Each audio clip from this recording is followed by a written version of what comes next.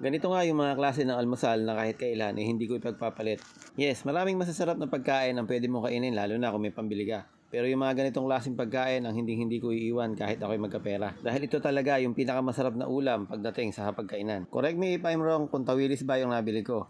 Tinan mo naman, 40 pesos ang kalahating kilo. Marami kang mabibili ng iba't ibang klaseng mamahaling isda sa palengke, pero kung minsan hindi ako nasasarapan. Iba talaga yung mga ganitong klaseng isda. Bukod sa mura na, bakit ang sarap-sarap niya? Kahit sabawan mo, pangat mo, o kaya ipirito mo. Number 1 talaga pagdating sa akin ang tawilis. So after natin malinisan ng ating mga isda, tinimplahan ko lang ito ng 4 na pirasong kalamansi para medyo mawala yung kanyang lansa. And then nilagyan ko ng asin at konting paminta. Dito nga ay hahalu-haluin ko lang upang tumalab yung aking mga inilagay na pampalasa. And then gagawa lang tayo ng kanyang breading flour o breading mix, ibig ko sabihin. Nilagyan ko lang ng ordinaryong harina at naglagay lang ako ng instant na pang breading. At para nga mas mapalutong ko pa, lalagyan ko ito ng cornstarch. Kung meron naman kayong potato starch, okay lang din, mas maganda.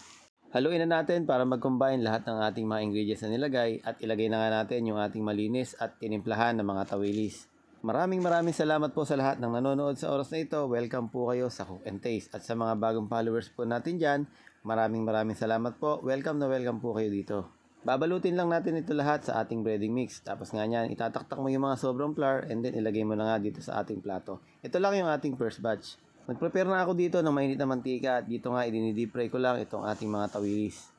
Mag-ingat lang sa paglalagay nitong mga tawilis na ito dahil baka mamaya tumalsik pa sa inyong muka, medyo masakit pag natalsikan kayo ng mantika. Makalipas ang halos mga 7 minuto, ganito na ang itsura niya.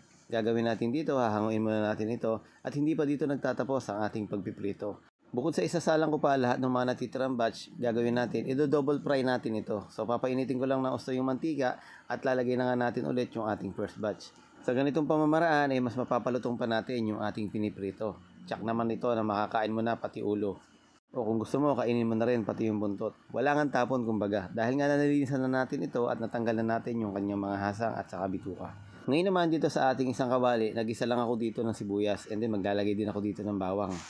Hindi kasi magiging kumpleto yung ating piniritong isda kung wala tayong ipapares dito. Kaya naman this time magigisa tayo ng kamatis. Medyo mahal nga ang kilo ng kamatis ngayon dahil nga siguro ay December. Siguradong peak season ng mga gulay-gulay na mga kailangan ngayong Pasko.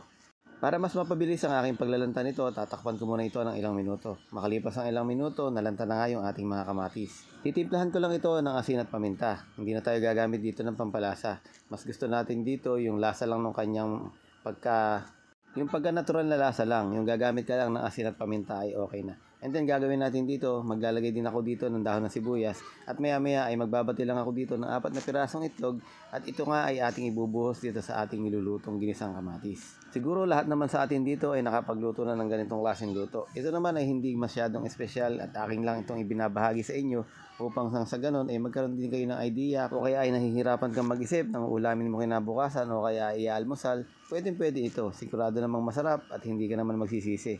Dahil nga kung minsan ay nagmamadali tayo at iniisip na lang natin makapagluto agad o bumibili na lang tayo ng mga instant. So this time maiiwasan mo na ang pagbili ng mga kung ano-anong preservatives na mga nagpapasarap sa pagkain. O ang ibig kong sabihin ay yung mga processed foods na binibili natin na talagang may mga chemical. Kaya naman pilitin nating ibalik sa ating hapagkainan o sa ating pamilya yung mga nakakaugaliang luto nung araw na hindi naman dapat mawala sa ating kultura. Huwag nating hayaan na bumili na lang tayo ng mga instant na pagkain na kung saan ay maaari tayong makakuha ng maraming sakit. Yun ang iniiwasan natin sa ating pamilya. Maawa rin tayo sa ating mga anak. Kailangan ay lumaki silang masigla, malusog ang kanilang mga pangangatawan. Maraming salamat sa lahat. I love you all.